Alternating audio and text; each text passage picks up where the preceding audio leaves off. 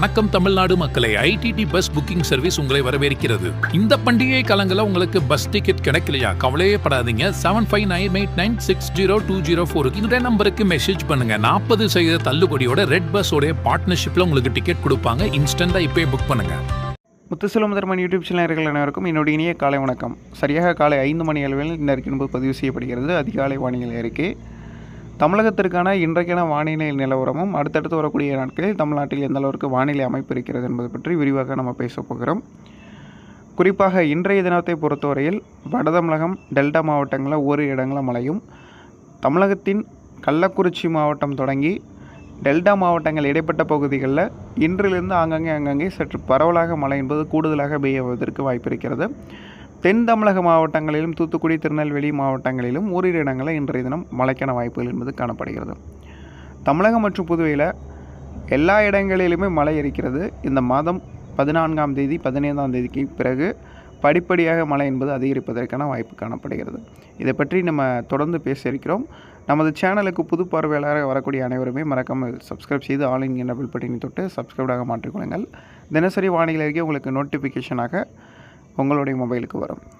தற்போதைய வானிலை அமைப்பு என்பது வடமேற்கு வங்கக்கடல் பகுதியில் ஒரு குறைந்த காற்றழுத்த தாழ்வு பகுதி உருவாகி இருக்கிறது.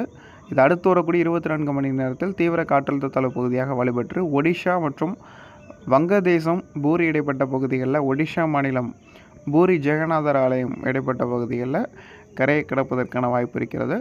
இதன் காரணமாக மீண்டும் தென்மேற்கு பருவமழை அடுத்து வரக்கூடிய ஒரு 2 தினங்களுக்கு தெற்கு கேரளா பகுதிகளில் சற்று தீவிரமாக இருக்கலாம் அல்லது தீவிரம் குறைந்திருக்கலாம் என எதிர்பார்க்கப்படுகிறது. மற்றபடி இந்திய அளவில் வட இந்திய பகுதிகளுக்கு மீண்டும் இந்த நிகழ்வின் காரணமாக ஒரு மழை கிடைக்கும். அதற்கு பிறகு அடுத்த ஒரு நிகழ்வு வங்கக்கடலை உருவாகி அந்த நிகழ்வும் வடமேற்கு பகுதிகளில் நகர்ந்து வடமேற்கு மாநிலங்களை நோக்கி நகர்ந்து கிட்டத்தட்ட நம்மளுக்கு ஏற்கனவே தென்மேற்கு பருவமழை பின்வாங்கக்கூடிய காலகட்டம் தான். ஆனால் இருந்தாலும் இறுதி நிகழ்வாக முன்னேறி கிட்டத்தட்ட ஒரு வட இந்தியாவில் பெரும்பாலான இடங்களுக்கு கனமழை மிக கனமழையை கொடுக்கக்கூடிய வகையில் அந்த நிகழ்வு என்பது இருக்கும். அந்த நிகழ்வுக்கு பிறகு தென்மேற்கு பருவமழை முடிவுக்கு வருமா அப்படின்னு கேட்டிங்கன்னா, இறுதியாக கூட இன்னொரு நிகழ்வு கூட வருவதற்கு வாய்ப்பு இருக்கிறது. செப்டம்பர் 20ஆம் தேதி வரைக்கும் கூட நிகழ்வு பயணிப்பதற்கு வாய்ப்பு இருக்கிறது. ஆனால் அதற்கு பிறகு முற்றிலுமாக தென்மேற்கு பருவமழை பின்வாங்க தொடங்கிவிடும். குறிப்பாக இந்த செப்டம்பர் 15ஆம் தேதி வடமேற்கு இந்தியாவில் நிகழ்வு நகர்ந்து விட்டாலே தென் மாவட்டங்களில் மழை என்பது அதிகரிக்க தொடங்கிவிடும்.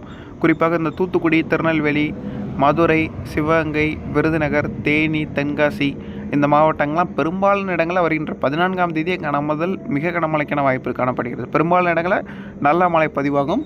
சில இடங்களில் இந்த வெப்பநிலை உயர்ந்து காணப்படுகின்ற காரணத்தினாலும் ஐடிசிசெட் கீழே நோக்கி பயணித்து கொண்டு இந்தியன் ஓஷனை நோக்கி போய் கொண்டிருக்கிறது.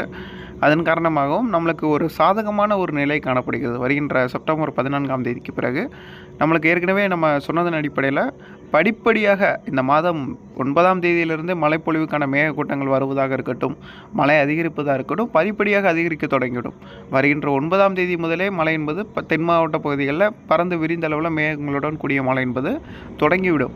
அதே நேரத்தில் இந்த வட மாவட்டங்களில் பெய்து வரக்கூடிய மழை படிப்படியாக குறைய ஆரம்பிக்கும். சென்னை, திருவள்ளூர், செங்கல்பட்டு, காஞ்சிபுரம், கடலூர், புதுச்சேரி, விழுப்புரம் இந்த மாதிரியான பகுதிகள் மற்றும் இன்னும் பல்வேறு டெல்டா மாவட்ட பகுதிகளில் பெய்யக்கூடிய மழை குறைந்து தென் மாவட்டங்களில் பெய்யக்கூடிய மழை வருகின்ற செப்டம்பர் மாதம் 14ஆம் தேதியிலிருந்து அதிகரிப்பதற்கான வாய்ப்புகள் என்பது காணப்படுகிறது.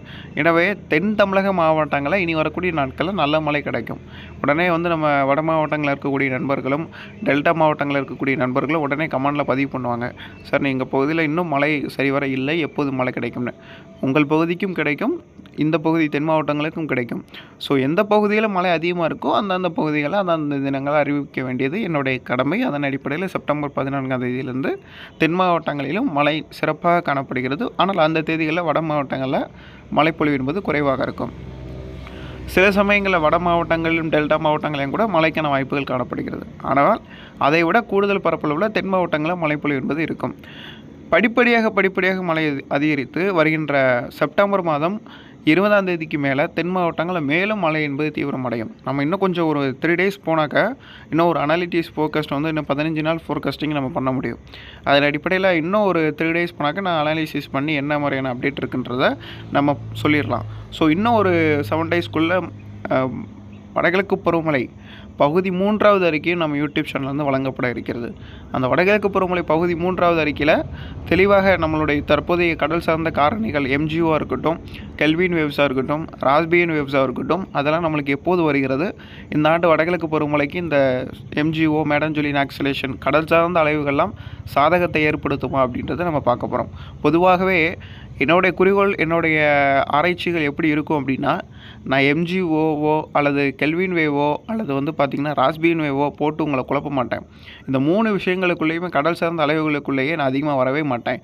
ஏன்னு கேட்டிங்கன்னா, ஒரே ஒரு விஷயந்தான் என்னுடைய ஆராய்ச்சி கோட்பாட்டின் அடிப்படையில் ஒரே ஒரு விஷயந்தான் என்னென்னா, கடல் சார்ந்த வெப்பநிலை அதிகரித்து விட்டாலே ஒரு பகுதியில் என்ஜிஓ கண்டிஷன்ஸும் ஒரு பகுதியில் ஐஓடி எந்த அளவில் இருக்கிறது என்பதை புரிந்து கொண்டாலே இந்த எம்ஜிஓவை பார்த்து தான் வானிலை அறிக்கை கொடுக்கணும் அப்படின்ற அவசியமே தேவை இருக்காது. கெல்வின் வேவ்ஸை பார்த்து தான் வானிலை அறிக்கை கொடுக்கணும் அப்படின்ற அவசியமே தேவை இருக்காது. ஏன்னா கடல் சார்ந்த வெப்பநிலை மற்றும் எஸ்எஸ்டி சியா சர்ஃபஸ் டெம்பரேச்சரை பொறுத்தவரையில் எப்படி இருக்கோ அதை பொறுத்தே நம்ம அறிக்கைகள் என்பது கொடுக்கலாம். அதன் அடிப்படையில் தான் இந்த வேவ்ஸ் எல்லாம் அந்த எஸ்எஸ்டியை வச்சு தான் இவங்கெல்லாம் தீர்மானிக்கிறாங்க. ஸோ அதுதான் நானும் இப்போ சொல்ல வர்றது என்னென்னா, வானிலை என்பது வெப்பநிலை வைத்து மட்டும்தான் தீர்மானிக்கப்படுகிறது.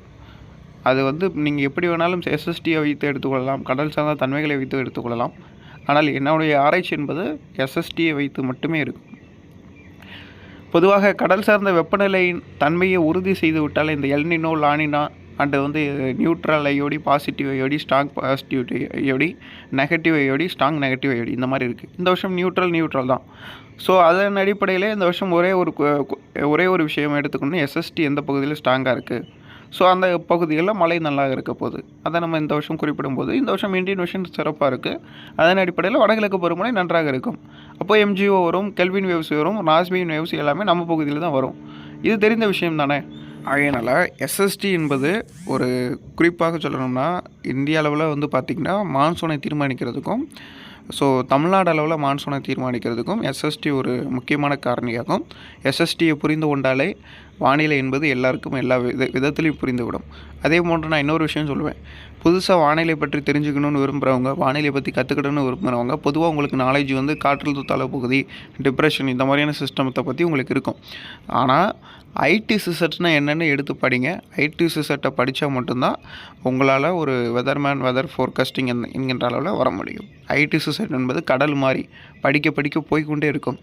ஸோ அவ்வளோதான் விஷயம் வானிலையை பொறுத்தவரை. இப்போ நம்மளுக்கு இந்த காலகட்டம் என்பது நம்மளுக்கு ட்ரை சீசன் தான். செப்டம்பர் தமிழ்நாடு அளவில் ட்ரை சீசன் தான். நம்மளுக்கு பிக் டைம் இருக்குது. செப்டம்பரில் 15ஆம் தேதிக்கு மேலே நம்ம நல்ல ஒரு தண்டர்ஸ்டார்ம்ஸ் ரெயின்ஃபால் வந்து தமிழ்நாடு ஃபுல்லாக 38 டிஸ்ட்ரிக்ஸில் நம்ம எக்ஸ்பெக்டேஷன் பண்ணுறோம்.